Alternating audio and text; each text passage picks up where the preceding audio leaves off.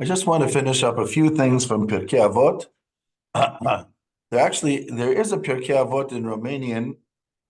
I think it was put out by Hasefer.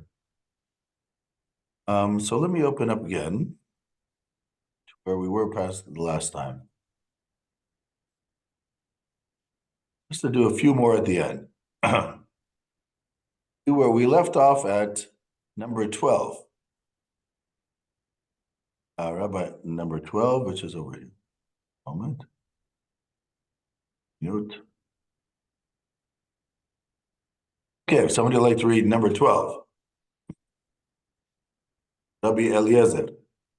Rabbi Eliezer, fiul lui Shamua, spunea, demnitatea discipolului, ok, thank you. Demnitatea discipolului tău trebuie să fie pentru tine la fel de prețioasă pentru propria ta demnitate.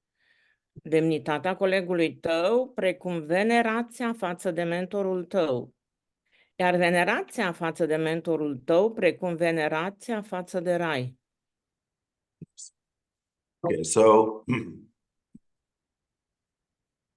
this is about the dignity of your students should be as precious to you as your own. In other words, don't look down to your students. Well, because you're in a computer and the computer is higher than me, I have to look up to you. So it says, don't look down to your students.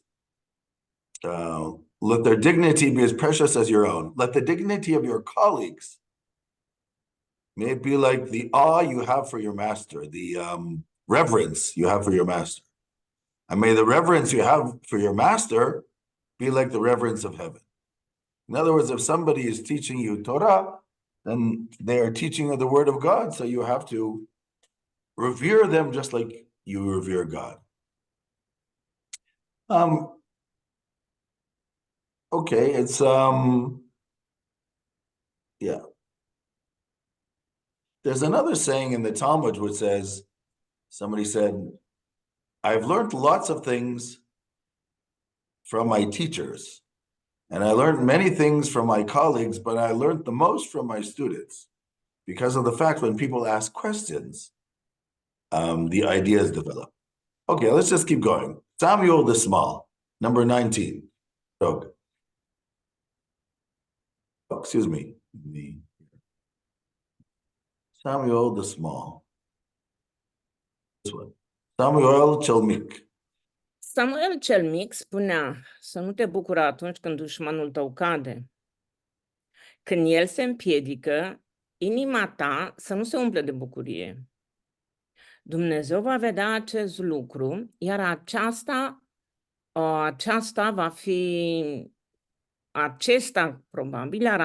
va fi neplăcut ochilor săi și el își va reîntoarce mânia sa de la el asupra ta. Sayings, proverbe. This is taken from Proverbs, from Mishlei, 24:17. Now, there are two things which are interesting here. Number one, why is his name Samuel the Small? Was he short? Of course, we know that if his name would have been Klein, he would have been Hungarian, right? Samuel the Small. He says, when your enemy falls, do not rejoice. Now, this is a truism. It's never a good idea to rejoice when your enemy falls because you just get them more angry and you don't really know. There might be a reprisal. When he stumbles, your heart should not be gladdened because maybe God will see and this will be displeasing and he will turn his wrath from you. So it's basically when you fight your enemies, it's not about taking revenge. It's about justice. And therefore, don't be overly glad. Now, the interesting thing here is that it says Samuel the Small would say. But this is actually a verse in Proverbs. So what does it mean that Samuel the Small would say, and then they bring a verse from Proverbs? It's not Samuel the Small.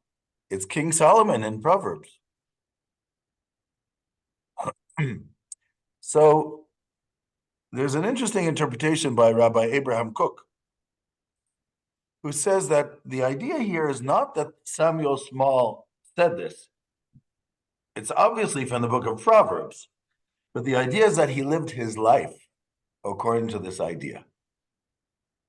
He never was happy, even when enemies were destroyed, because it would have been better if the world didn't have to work that way.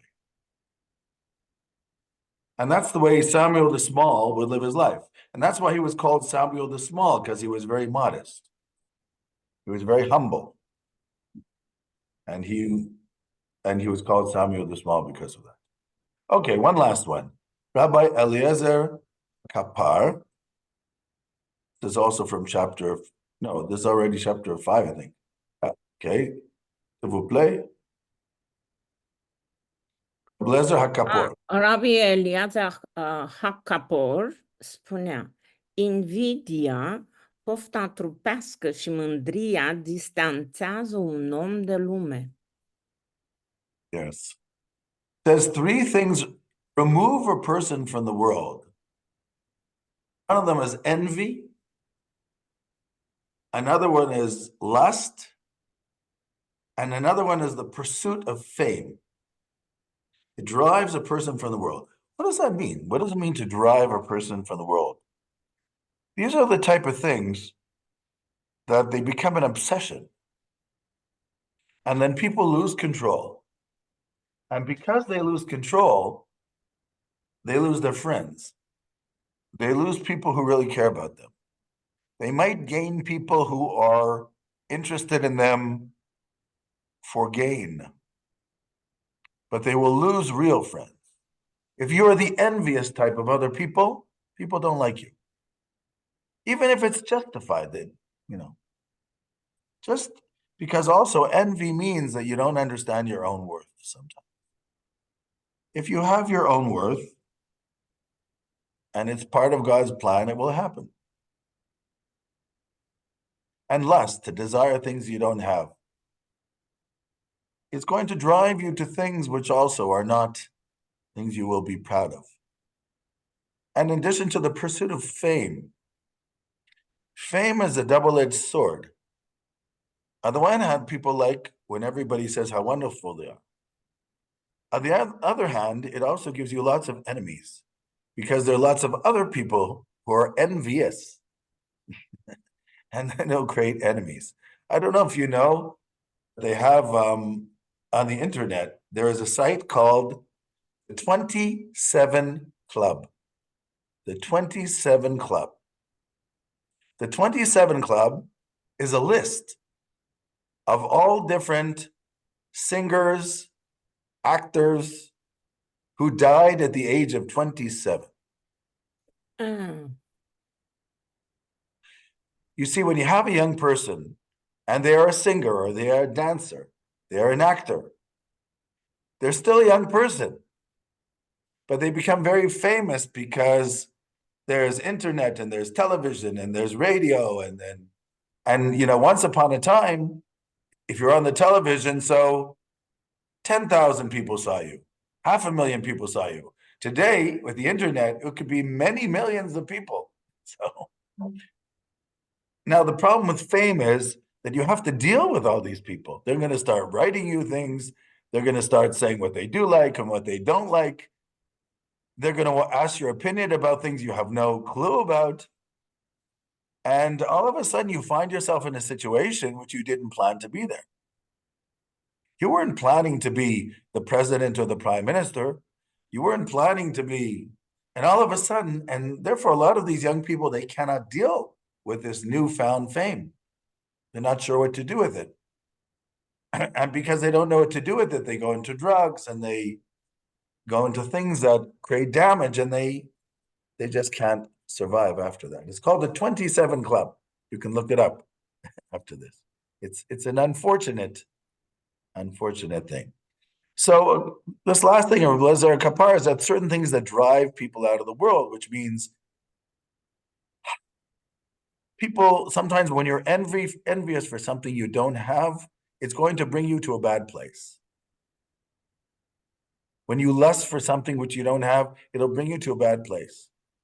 That's why Ben Zoma said at the beginning, the real wealthy person is the one who feels that they have what they need.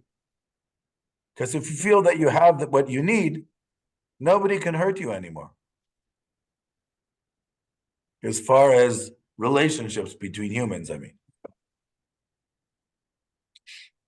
At least you're not going to hurt yourself, which is even, I think, which is because people tend to hurt. We sometimes are our own worst enemies. Okay, these are the things I wanted to share with you from Pirkei Avot, and yes, I'm recording. There's much more in that book. This was the part that I put in. I'd like to read a few passages now in the Talmud. The first passage is a discussion of how the arguments in Jewish law work. It's a famous piece from the tractate of Bava Metzia in the Gemara, in the discussion. Okay, Metzia 59b, halachic decision making. Okay, so this is a story. I have it only in English, unfortunately. One day I'll get everything translated, but this don't have at the moment. I'm sorry. You know what I could try to do? It didn't even occur to me. You could try to translate it right now. None? Using, might be too big though. No, it might be too big. Maybe just the first part. Maybe using the translator. 1 second. Copy. See if it works.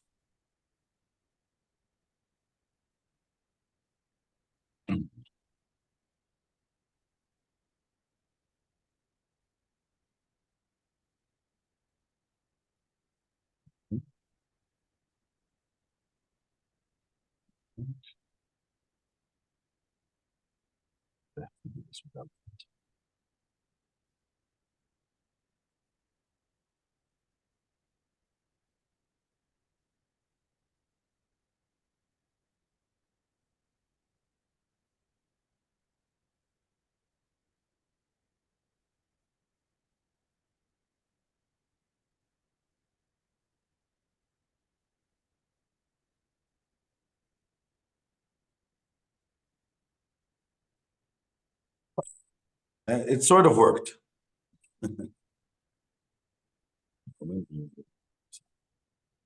Okay, dear friends, we'll read it. I hope the traduction is any good. We'll try it right. Happen here. Where am I? Right now. Share screen. Okay, would you like to read? It's called The Oven of Achnai. It's a story of an argument, legal argument over an oven that was used for impure animals, meaning animals which are not kosher, we call today, according to the Torah in Leviticus. And the question is, what do you do with that oven? So first of all, in Leviticus itself, if you look at chapter 11 in Leviticus, one moment, I will show it to you if I can find it. Unfortunately, there's so many things here now. Here it is. No. Yes. In Leviticus, chapter 11, verse 33, if you have it in Romanian, chapter 11, verse 33, Leviticus. It says, if any of these impure items fall into an earthen vessel, everything inside it shall be impure. The vessel itself you shall break. Okay? It says the same thing. A moment.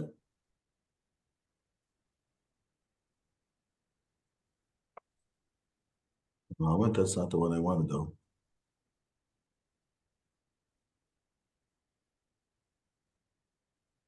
Here it is. And everything on which the carcass of any of them falls shall be impure. An oven or a stove shall be smashed. They are impure, and impure they shall remain. Which means if a person has a stone oven, because that's the ovens were made out of stone in the old days. So, and they put in an animal which was what we call not kosher, or the Torah calls impure. So you have to destroy the oven.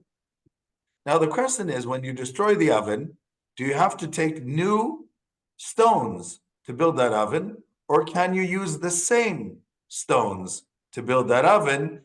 Because it's okay, you already destroyed it, so you can use the same stones. This is the argument. What does the Torah mean when it says the oven or the stove, which is made out of stone, has to be smashed? Can I rebuild it from the same stones, yes or no? So this is an argument in the Talmud in Bava Metzia. This argument is going to take on an interesting thing. Oh, it's not it. Keep getting the wrong one. Here. Okay, if you'd like to read this, it's called Tanur 35. of Achrai, of Achnai. Why was it called Achnai? Achnai means a snake. Okay, please. De ce cuptorul de Achnai? De ce cuptorul de Achnai? Yeah, Rab Rab Yuda. Iuda a spus în numele lui Samuel. Înseamnă că l-au cuprins cu argumente ca un șarpe și au dovedit că este necurat. So they called it the oven of the serpent because the arguments surrounded this oven on every side, just like a serpent surrounds a tree or wherever they want to surround. Okay, s'il vous plaît. S-a învățat. În acea zi, Rab Iuda, probably, Eliezer a prezentat toate argumentele imaginabile, dar ei nu le-au acceptat. So Rabbi Eliezer was of the opinion that it's enough to take the same stones, Pedro, and build the oven all over again. As long as you destroyed it, it already qualifies to be rebuilt. But according to Rabbi Joshua, you had to take new stones in order to build this oven. So Rabbi Eliezer made every possible argument to prove his point, but the majority did not accept him. They said to him, El le-a spus, dacă halashah, what's the meaning of halashah? Halakha, the halakha, Jewish law. Sorry? Jewish law is called halakha in Hebrew. Dacă halaha este de acord cu mine, să dovedească acest roșcov. So Rabbi Eliezer saw that they didn't agree with him. So he wanted to prove that from heaven, he's correct. So he said, if the law, the halakha, agrees with me, let this tree, this carob tree, prove it. Yes. What happened? Apoi roșcovul a fost smuls la 100 de coți din locul lui, spun alții, 400 de colți. So the carob tree jumped out from the ground and moved 400 cubits. A cubit is half a meter. So 200 cubits is 100 meters, 400 cubits is 200 meters. So that was a sort of a miracle, according to this story. And then Rabbi Joshua said, nu se poate aduce nicio dovadă de la un roșcov, au replicat ei. You cannot bring a proof from a carob tree. It's not relevant to the argument. And then he said to them, dacă halaha este de acord cu mine, să dovedească râul de apă. Let the stream of water prove it. And then, după care șuvoiul de apă curge înapoi. Nu se poate aduce nicio dovadă dintr-un curent de apă, au răspuns. So this little river went backwards in order to show that the law should be according to him. And they said, no, you cannot prove laws from a river. Din nou el a îndemnat, dacă halaha este de acord cu mine, zidurile școlii să dovedească acest lucru. După care pereții au înclinat să cadă. if the halakha goes according to me, then the walls of this building will prove it. And then the walls started to incline because they wanted to fall. Dar Rabbi Joshua i-a certat spunând, când cărturarii sunt angajați într-o dispută halahaică, ce aveți de amestecat? Rabbi Joshua said to the walls of the house, if we are arguing in Jewish law, why are you interfering? So you have nothing De to do with it. aceea nu au căzut în cinstea lui Rabbi Joshua, nici nu au reluat nici nu au reluat drepții, adică probabil pereții drepți, Like the în Tower of cinst- Pisa. So, Yes. yes. În cinstea lui Rabbi Eliezer. Și încă stau astfel înclinați. Right.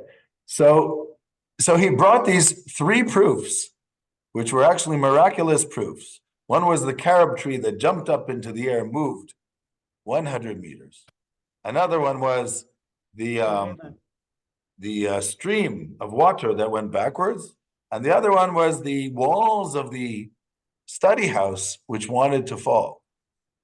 And then Rabbi Joshua said, Din nou el le-a zis, dacă excuse me, halahai se dea and then Rabbi Eliezer said again, if halacha agrees with me, let the heavens prove it. Din nou el le-a zis, dacă halahai se dea acord cu mine, să se dovedească din ceruri.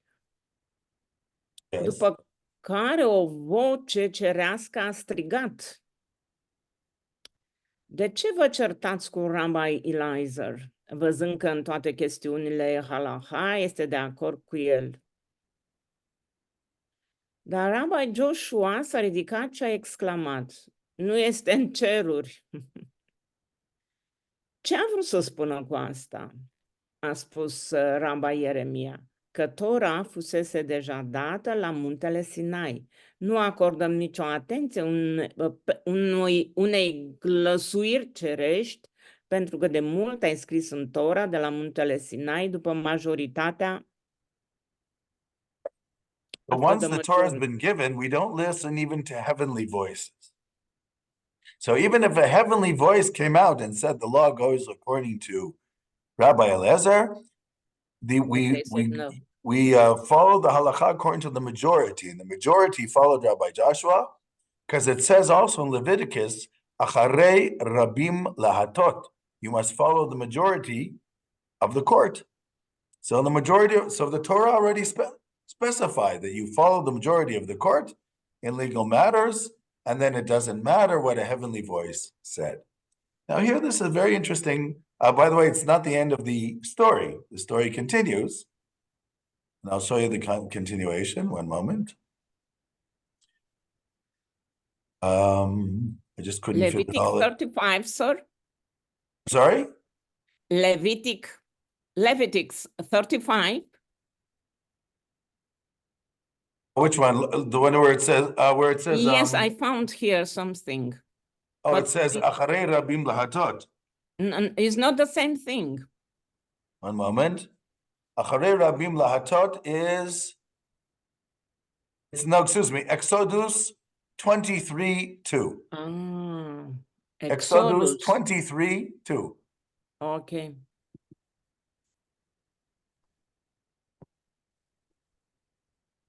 Wait.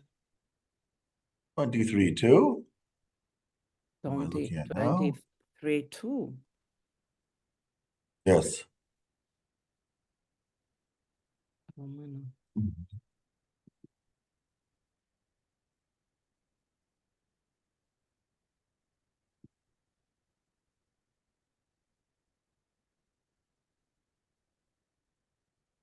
No.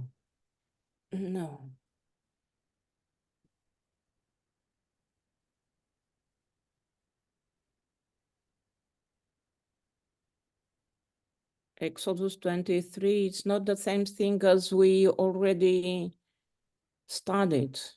No, this is Exodus, not Leviticus. Yes, Exodus 25, 23. 23, verse 2. 23.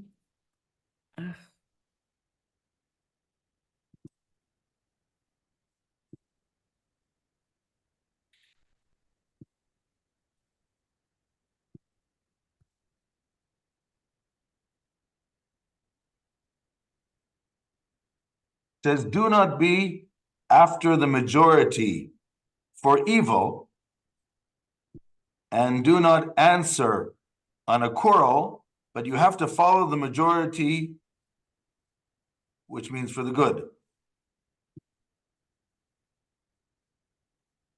Să nu te iei după mulțime ca să faci rău, yes.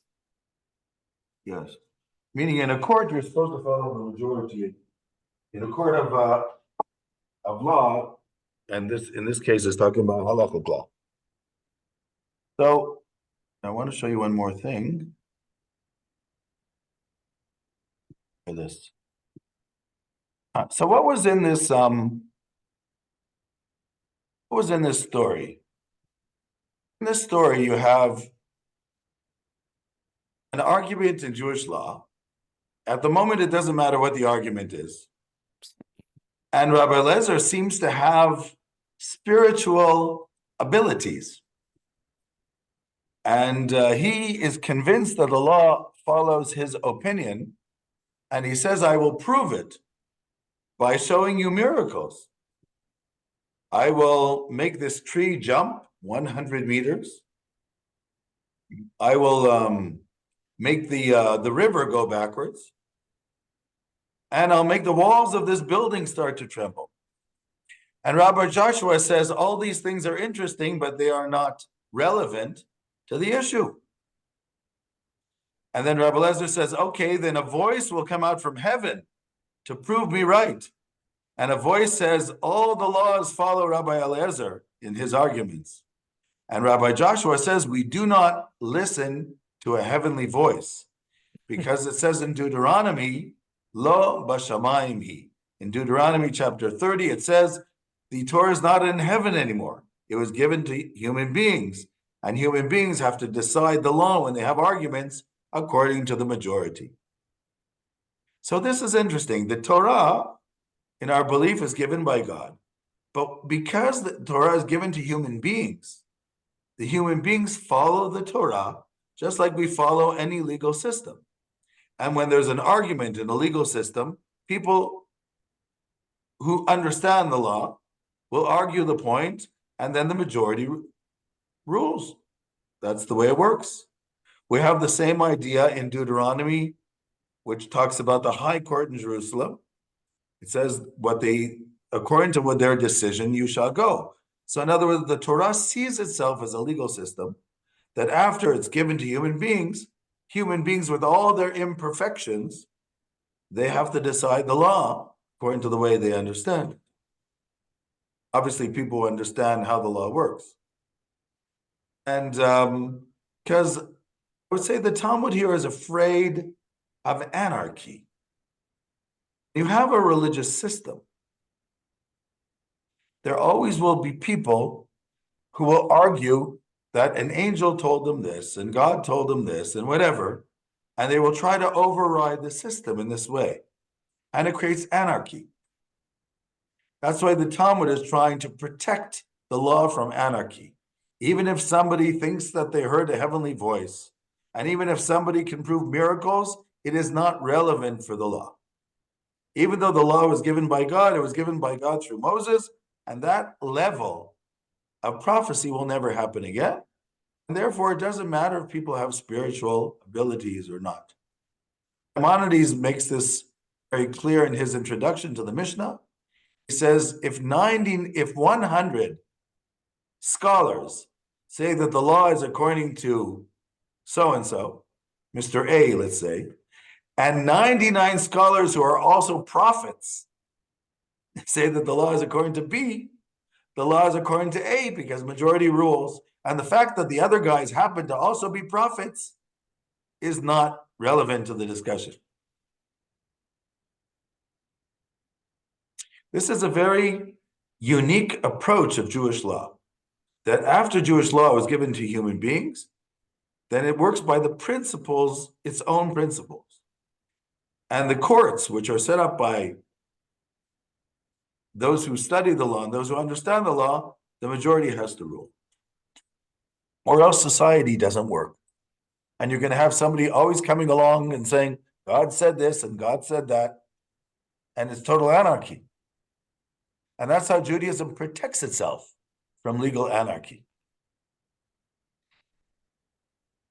And despite this, there always will be people who will claim that, well, maybe this and maybe that, because after all, isn't this person a very high spiritual level? Spiritual levels are very important when it comes to understanding ideas of life, but not necessarily the outcome of law. That's the differentiation which is made here. When it comes to understanding law, law is a system, and if you let the system be open to anybody who comes along and starts arguing something not from the sources, then it creates anarchy. Is this understood, the point here?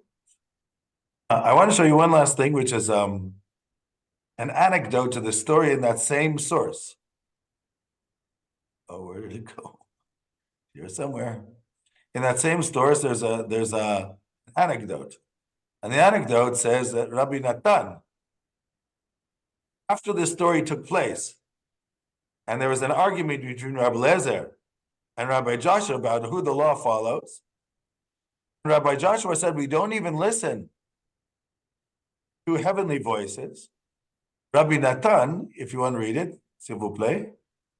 Rabbi Natan l-a întâlnit pe Ilie și l-a întrebat: ce a făcut Sfântul, binecuvântat să fie, în ceasul acela? El a râs de bucurie, a răspuns zicând: fiii mei m-au învins, fiii mei m-au învins. So this is a very interesting anecdote. So Rabbi Natan bumped into Elijah the prophet. You know, Elijah the prophet never died. And according to the book of Kings, he was brought up to the heavens in a fiery chariot. So in our tradition, Elijah is still around, and he shows up in history every now and then in very mysterious ways. So this Rabbi Natan bumps into Elijah, says, what was God saying or thinking or saying when this argument took place in the between the members of the Sanhedrin, of the High Court? So it says that God said, my sons won, my sons won. Which means that even God agreed with Rabbi Eliezer, but it doesn't matter. The majority rules. That's Torah. That's Torah, sir. But It was given to Moses. Yeah, the story is trying to make a point, and it's trying to do it in the most dramatic way that it can. In other words, God wants human beings to decide the law with all their imperfections.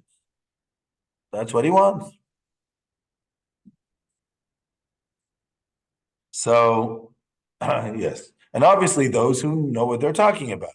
If you're going to have a Supreme Court, you want judges who know what they're talking about, who understand the laws, not just somebody who was an electrical engineer and never saw a law book in their life. Okay. A question? No questions?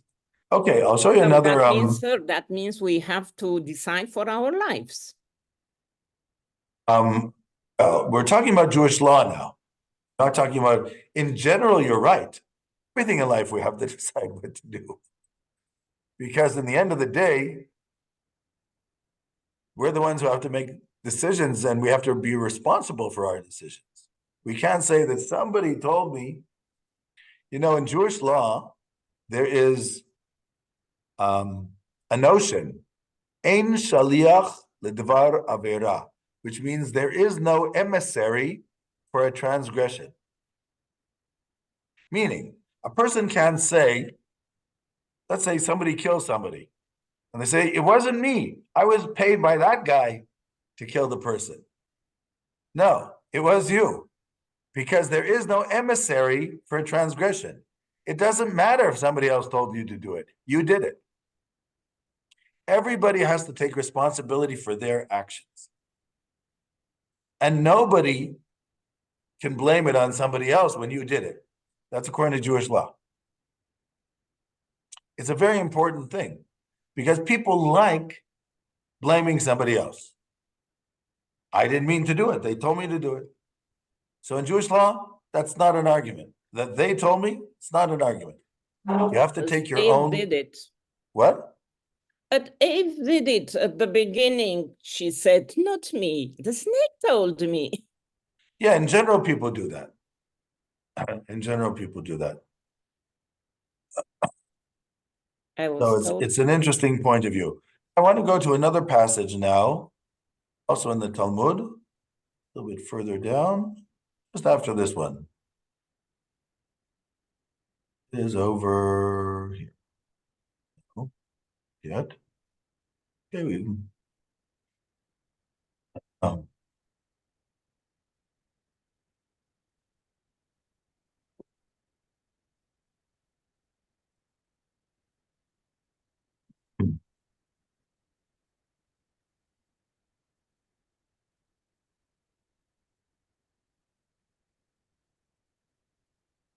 Okay.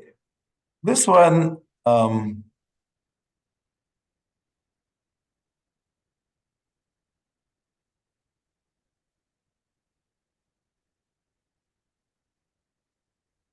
this is also an unusual story. I'm trying to bring you things which are not actual discussions of law, but are talking about concepts.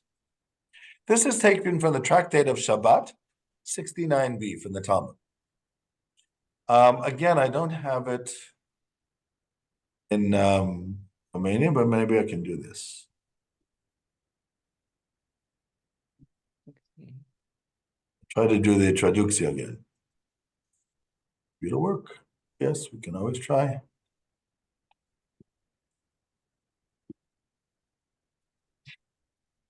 Okay, this is an interesting discussion that takes place in Babylonia about a question on Shabbat. Okay, who would like to read? Rabbi Huna, Rav Huna. Anybody? I can't see it. Okay. You don't see it? 1 minute, please. A moment, let me try again. Okay. I can read it.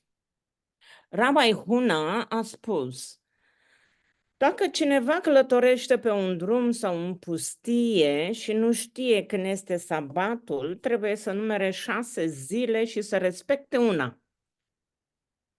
Yes, that's the first opinion. The second one, Chia Hiabir Barav. Rabbi a spus: el trebuie să respecte una și să numere 6 zile lucrătoare. Okay, let me try to explain this argument. You remember there used to be a movie called Castaway with Tom Hanks. It was a man who got stuck on an island when his plane crashed. So let's say Tom Hanks is on an island, and instead of Tom Hanks, we'll call him, I don't know, Reuven Hanks. Pretend he's Jewish. And he's on an island, and he lost his memory. And he doesn't remember what day of the week it is. Now, Shabbat, we don't do work in our tradition. So, but how do I keep the Shabbat if I don't know what day Shabbat is? So let's say I know that I left New York, it was a Monday. But I don't know, or I can't remember what day, I can't remember anything. I know the plane left New York. I don't remember what day it was. Could have been a Monday, could have been a Wednesday. And I was knocked unconscious for 2 days, maybe 3 days. And I can't figure out what day of the week it is. It could be Thursday, it could be Friday, it could be Saturday. I don't know. So the question is, what does a person like that do? How do they keep the Shabbat? So the first opinion is that they count 6 days, and their 7th day, they designate that as Shabbat.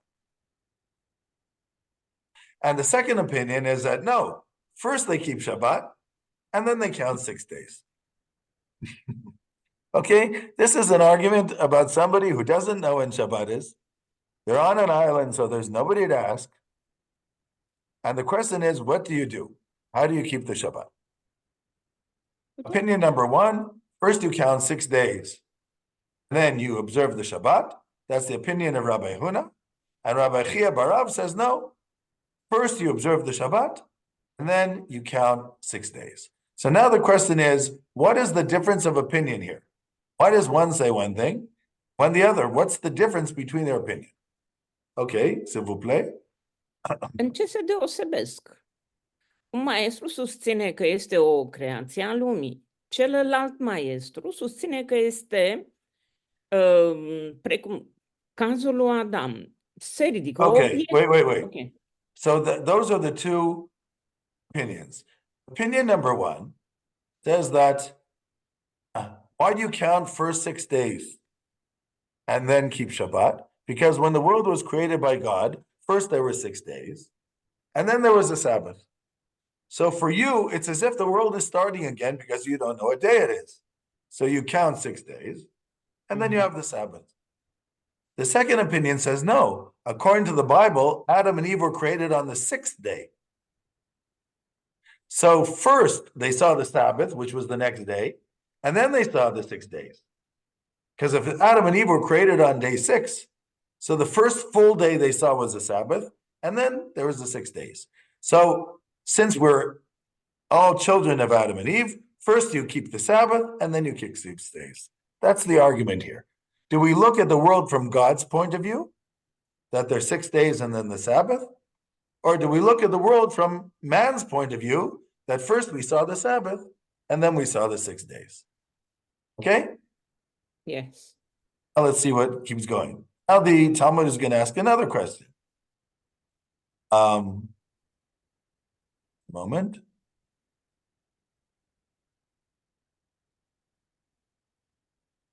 Hold it. Copy.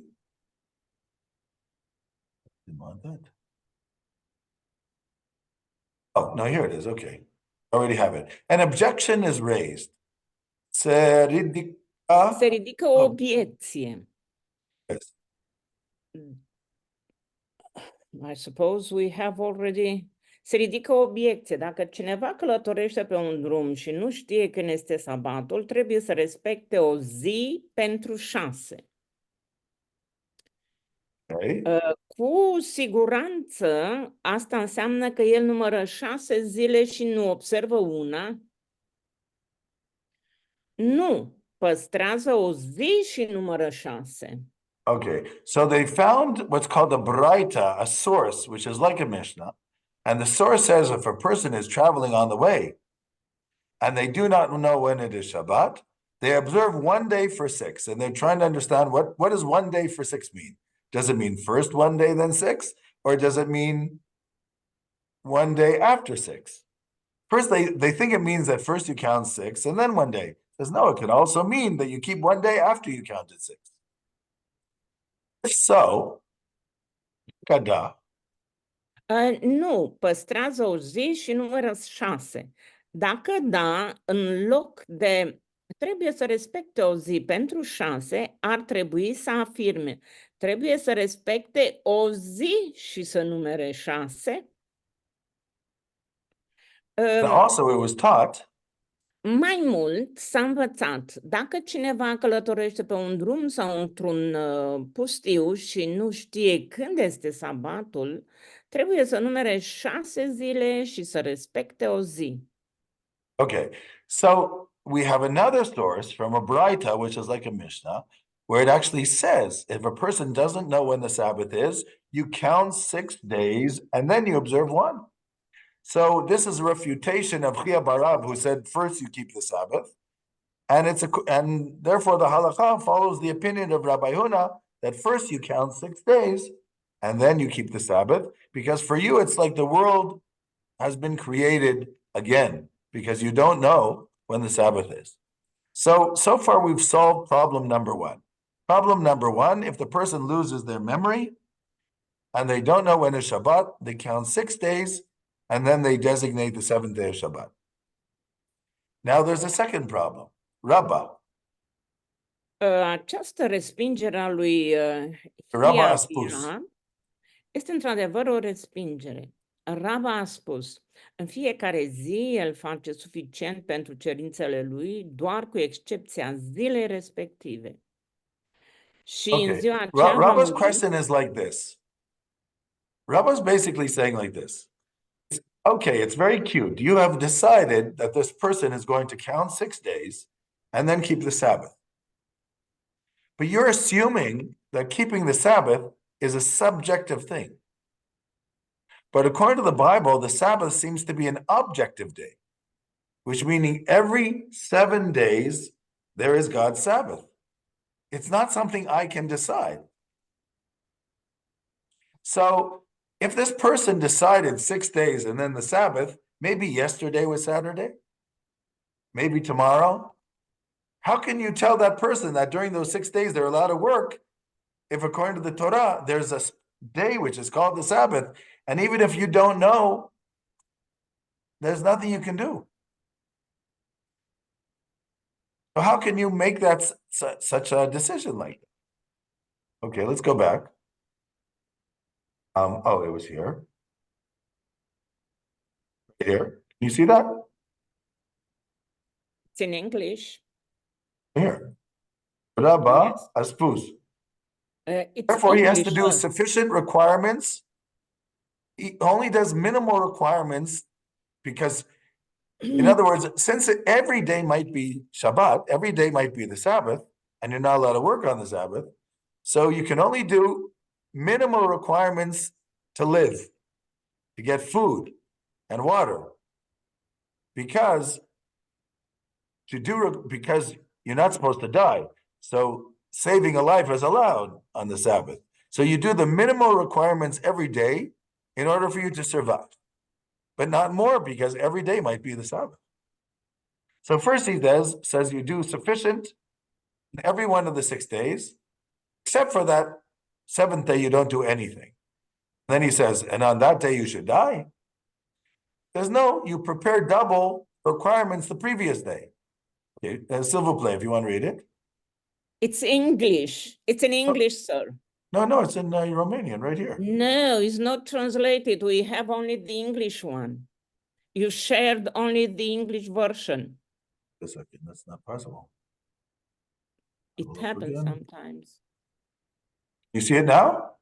Okay, now it's okay. Okay, do it again.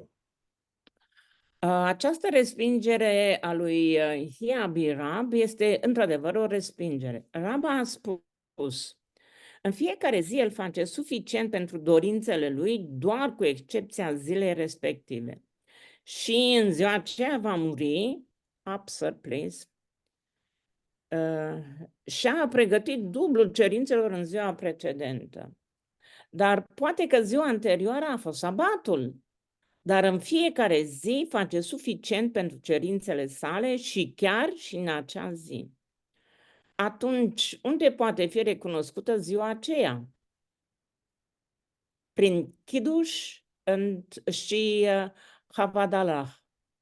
So Rava, who's a 3rd generation scholar of Babylonia, meaning somewhere around the 5th century, he says, the Sabbath, since it's an objective day, you cannot designate the Sabbath if you don't know what day it is. So basically, every day you will do minimal work to survive and no more, because every day could be the Sabbath. So then the Talmud says, so what was the point of counting 6 days and designating a day of the Sabbath if I'm still saying that every day might be the Sabbath? Talmud says, well, because I want to make the blessing of the Kiddush as the Sabbath comes in at the beginning, and the blessing of the Havdalah, which I do as the Sabbath goes out. And in order not to forget that, that's why I designated that 7th day. But the truth is that since the Sabbath is an objective day and not a subjective day, there is no way that I can actually designate another day of the Sabbath. So you have this concept that Shabbat is seen as an objective day. By the way, that's different than the holidays. Because the holidays, even though, let's say, Passover is the 15th of the month of Nisan, but as you know, in Jewish custom, the new moon has to be seen by witnesses. And therefore, the previous month can be either 29 or 30 days. So there is certain human involvement in the holidays, but not the Sabbath, because the Sabbath goes by the weeks, and the weeks are constant. You know, what's interesting in our the biblical tradition, or just in general, I see. You know that day is 24 hours based on nature because it takes 24 hours for the Earth to rotate on its axis vis-a-vis the soirée, the sun. And when the Earth comes back to the same point, it takes 24 hours, and that's a day. What is a month, Luna? A month is it takes the moon 29 and a half days to go around the Earth. And that's called a month, Luna. In the Hebrew months are 29 or 30 days. In the Gregorian calendar, the months are usually 30 or 31. And then, of course, February is 28. So those are the months. What is a year?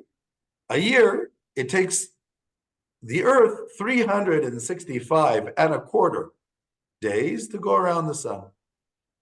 That's a year. What is a week? 7 days. Why is a week 7 days? Because it says in Genesis. Do you understand how interesting that is? Yes. It is totally arbitrary. It's not connected to nature. But Yeah. the whole world keeps 7 days. Yeah. You know, in the French Revolution was not just a revolution against Louis, the king. In fact, the king, they had sympathies for the king. But it was also a revolution against the Catholic Church because the church had lots of land and lots of power, and the people didn't like the fact that the church was overbearing in France. So the Lumière, the scholars of the French Revolution, many of them were very anti the church. And one of the things they wanted to do was destroy the connection of the people with the Bible. So they decided that a week would be 10 days and not 7. So there would be 3 weeks in a month, and then every month would be 30 days. A year would have 360 days to make everything equal, and they would figure it out. I don't know how they figured out the rest. And this happened for a while, but the people started going crazy. How can you have weeks of 10 days? So the people rebelled, so they just forgot about it. They kept the 7 days. But my point is that they realized that the 7-day week reminds people of the Bible. Yes. Which is just, it's a very interesting point. So what I'm saying here is that, so the Talmud sees the Sabbath as an objective day. God decided to rest on this day, and so this day becomes the, therefore you can't just designate it. Okay, I wanted to show that. Are we holding? Maybe one other source.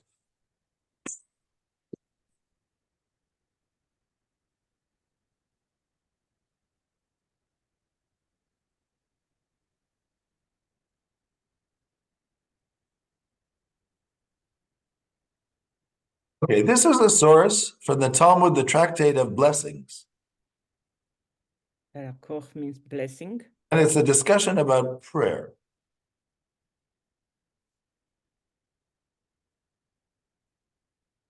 Okay.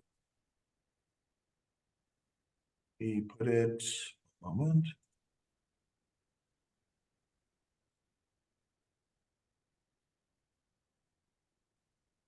Discussion about prayer.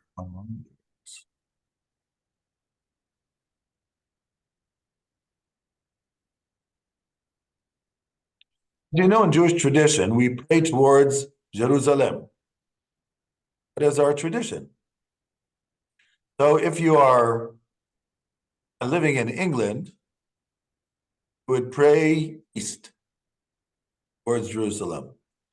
If you're living in Romania, you would pray southeast because it's almost on a straight line going straight up. It's south with a little bit to the east.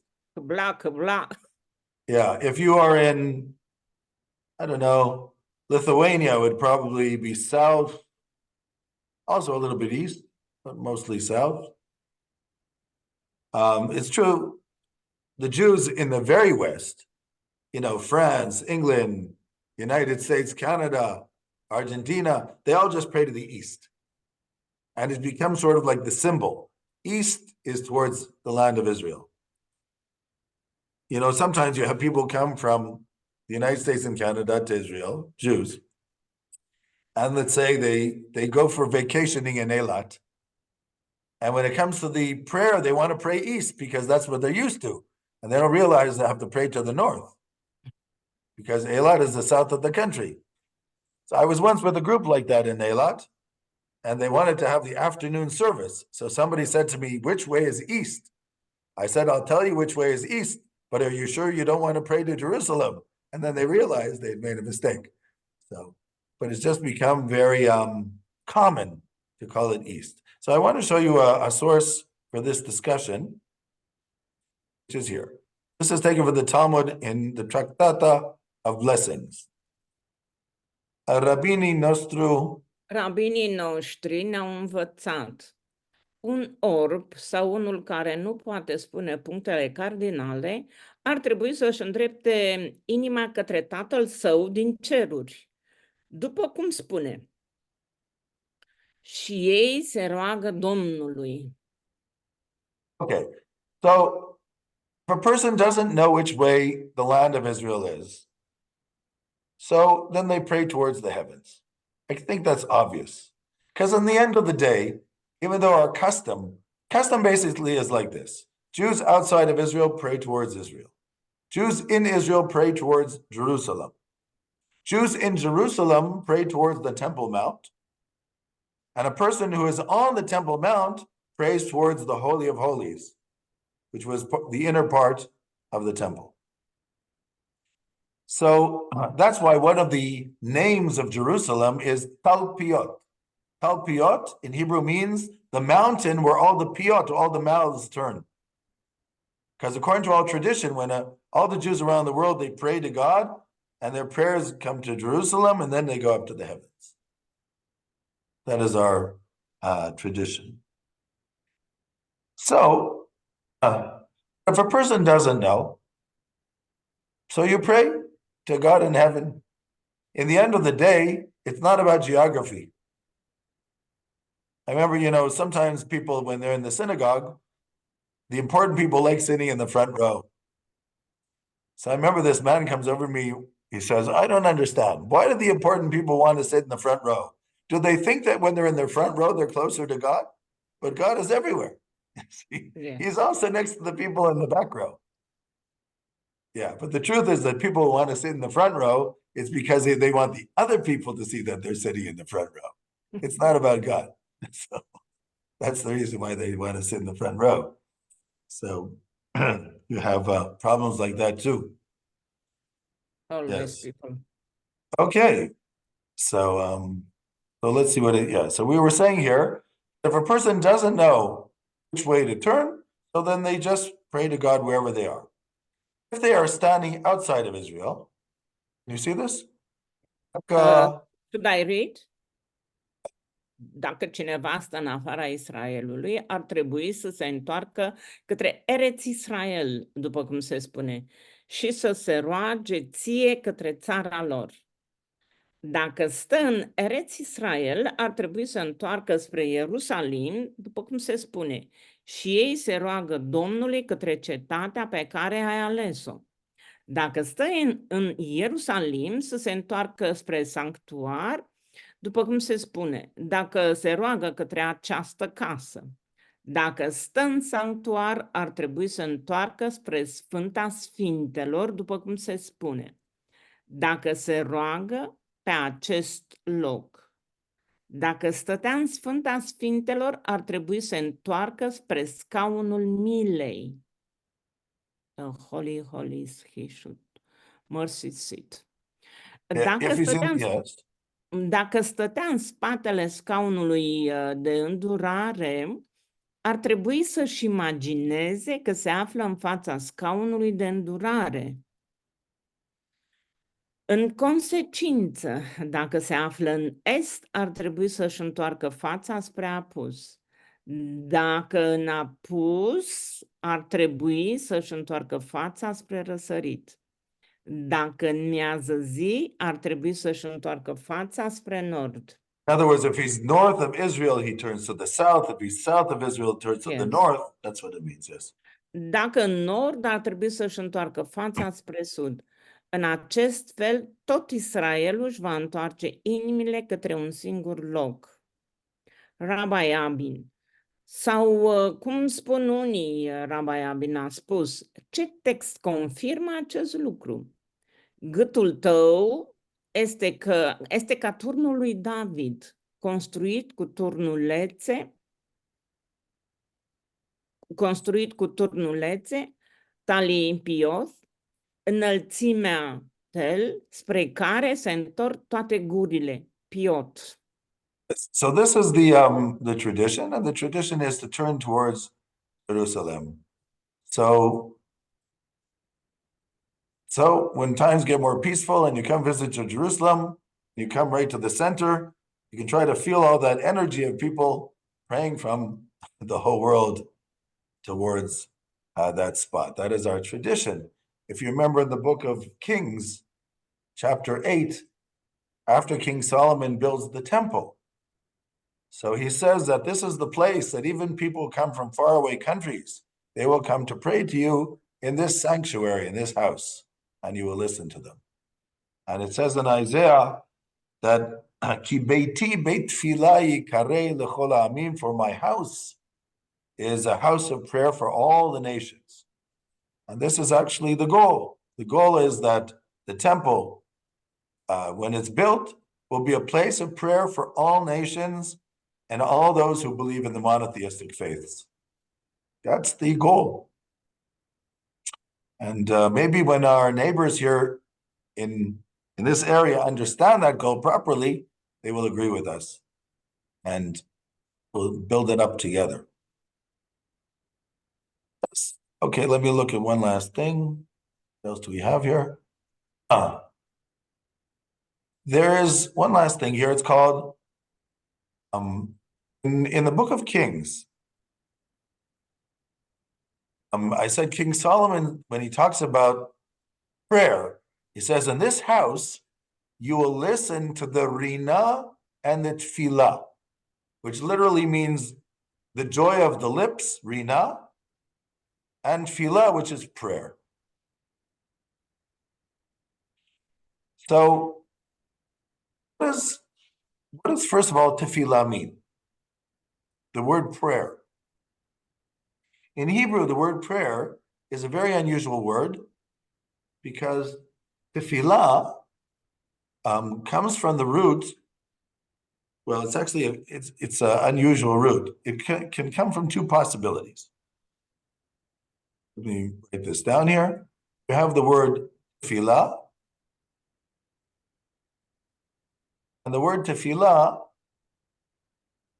It's a little hard to do this quickly, which means prayer.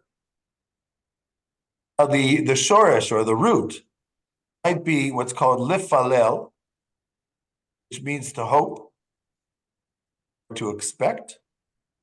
Lifalel in Hebrew. And another possible word would be plili, which means investigation. In modern Hebrew, plili means like a criminal investigation. But in the Bible, it's just any investigation. Falel, the book of Genesis, when Jacob meets the two sons of Joseph at the end of the book of Genesis. So Jacob says, I did not expect to see you, Joseph. And now God is allowing me to see your children. In the Hebrew, Re'ei panecha lo filalti. I did not expect, the word lifalel. I didn't even expect to see you. I even didn't have hope to see you, and now I am seeing your children. So that's the first word, lefalel, which means hope or to expect. And the second one, eli, which is taken from the book of Exodus, Natan biflilim, means like inspection, to inspect something, to investigate. So that means that in prayer, we have two aspects. One of them is a person who prays, they are hoping for something. Yeah. Now, prayer is, first of all, a request. By the way, in the English language, when I say pray, it means I request. In Old English, pray tell me what is your name. That means I request that you tell me what is your name. Okay, in Old English, it's the idea of prayer being request. I don't know if it means the same in Romanian, but in the English language, it has that idea. In Hebrew, prayer has three meanings. One of them is to request. The other two are the etymological meaning of prayer, which is hope and inspection. What does that mean? Because I'm requesting something from God, I'm hoping that God will grant my request. And number two, I'm inspecting myself to see, am I worthy of God granting my request? So two things are happening when I'm praying. Number one, I'm hoping that God grants my wish. And number two, I'm inspecting myself to see, do I deserve that God grant my wish? Tefila. And then in Jewish law, tefillah is considered something where I'm also requesting something. The Talmud says about the verse of Solomon's prayer, where Solomon calls prayer both tefillah and rina. Tefillah means prayer, and rina means the joy of the lips, saying something. So the Talmud says like this: Rina zot tefillah, v'tefillah zot bakasha, which means the word tefillah means request, and the word rina means prayer. Which is a funny thing. It sounds like this. Rina is referring to prayer, and the term for rina, which is tefillah, refers to request. What's the difference between a request and praying? The difference is like this. I always say it's the difference between how a woman and a man use a telephone. When a man gets on the telephone, they call up somebody and they want information. They get the information and they say goodbye and they hang up. When a woman is on a telephone, she wants a relationship. So it could take a long time. If something happens and let's say the oven is making noise, I'll be right back. She puts down the telephone, no, comes back, picks it up again. She's not going to say goodbye because we didn't finish. And so now the hardest thing is when a man calls a woman on the telephone. So the man is talking to the woman and the woman tells the information and the man says, okay, I got the information, I'm going. The woman says, wait a sec, why are you going? And the man says, well, you told me the information. Well, you don't want to talk to me anymore? I didn't say that. Okay. It's a misunderstanding. This is the two parts of prayer. There's the part of prayer where we're requesting something from God. But then there's the part of prayer where we want a relationship with God. The request is called tefillah, prayer. The relationship is called rina, Joy of the lips. which is a joyous movement of the lips. In other words, we don't just want to ask God for things, we want a relationship. We pray because we want God to be in our lives.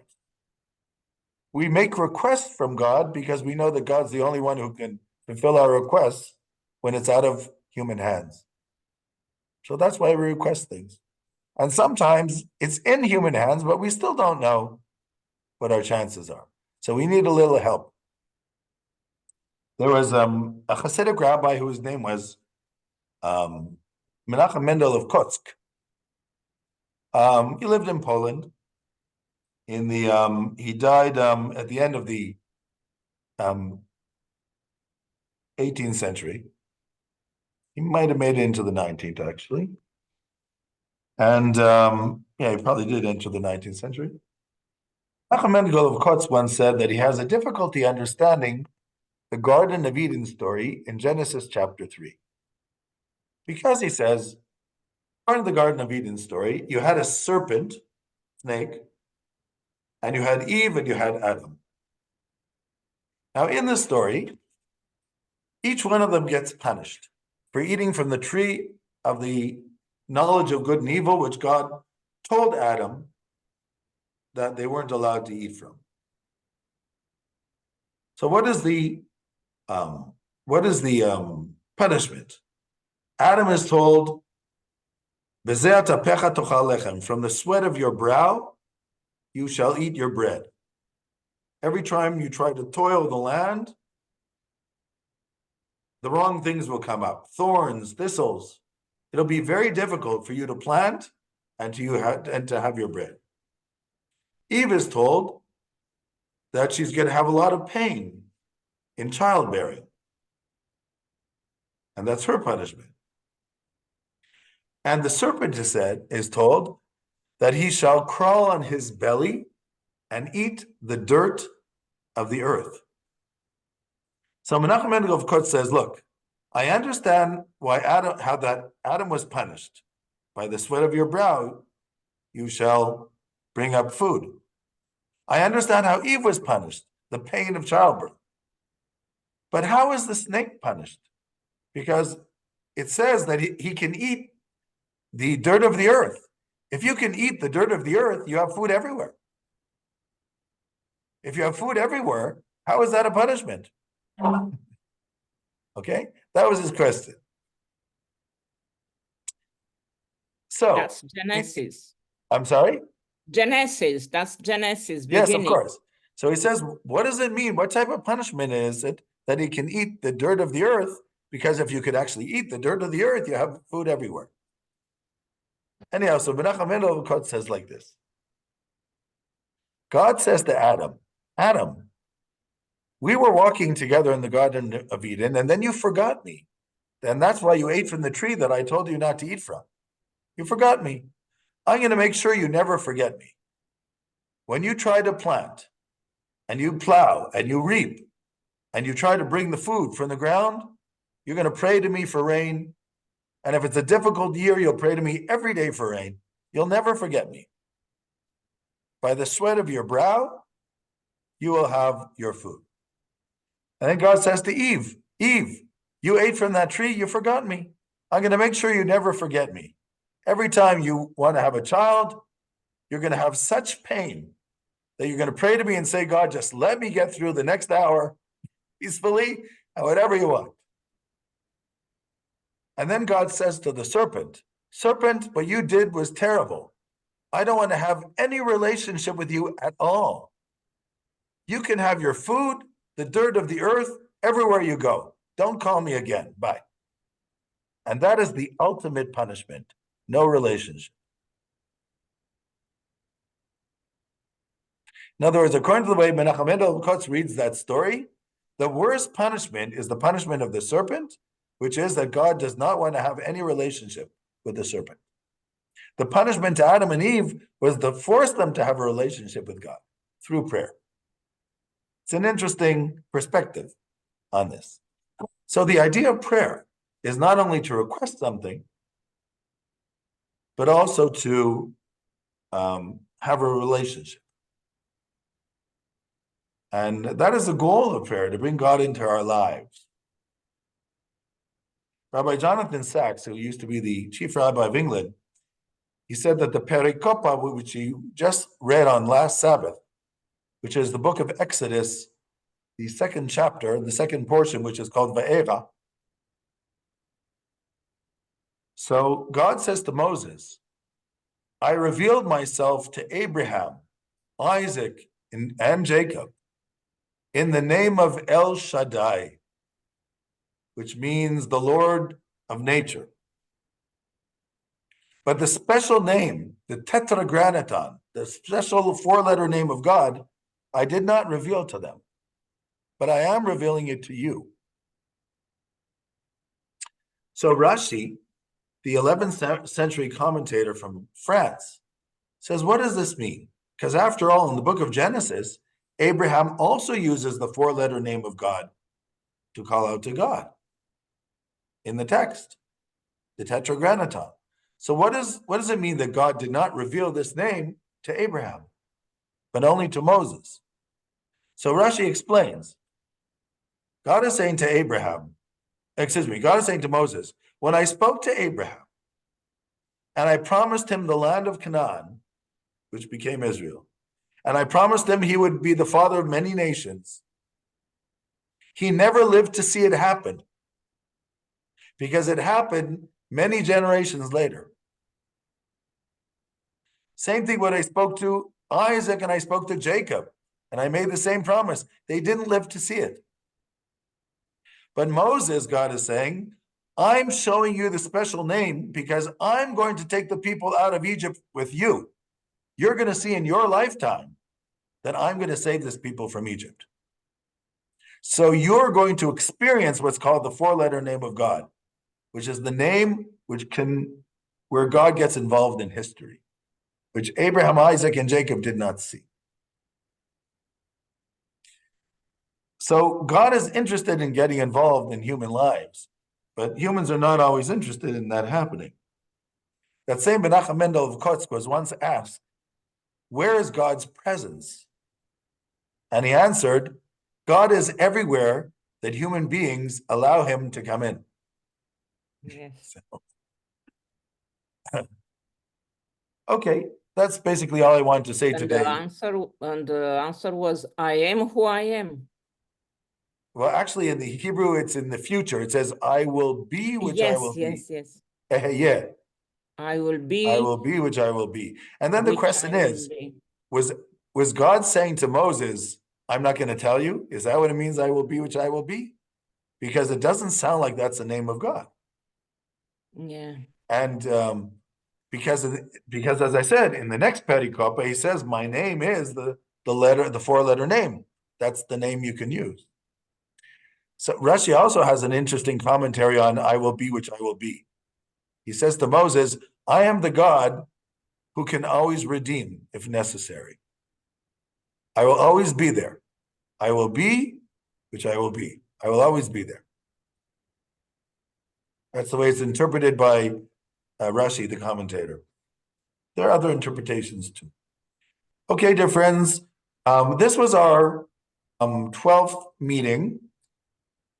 We missed at least two. One moment, where's the recording? I'm going to close it.